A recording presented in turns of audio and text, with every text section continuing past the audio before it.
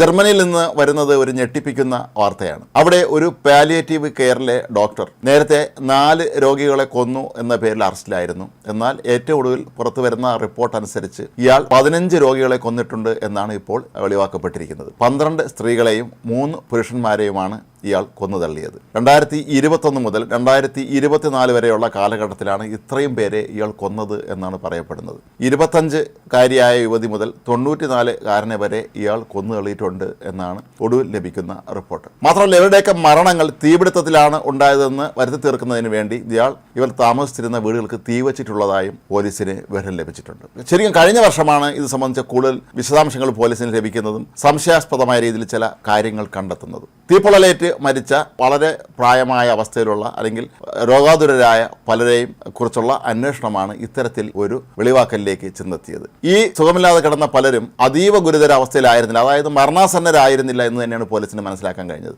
ഇത്രയധികം പേർ എങ്ങനെയാണ് തീപിടുത്തത്തിൽ മരിച്ചത് എന്നതും പോലീസിന് സ്വാഭാവികമായും സംശയമുണ്ടാക്കി. അങ്ങനെയാണ് ഇത് സംബന്ധിച്ച വളരെ കൃത്യമായ അന്വേഷണം ഒടുവിൽ ഡോക്ടറിലേക്ക് തന്നെ ചെന്നെത്തിയത്. ഇയാൾ രോഗികൾക്ക് അമിതമായ അളവിൽ അനസ്തീഷ്യയും അതിലെ കോക്ടെയിൽ മരുന്നുകളുമൊക്കെ തന്നെ കൊടുത്താണ് അവരെ കൊന്നത് എന്നാണ് പറയപ്പെടുന്നത്.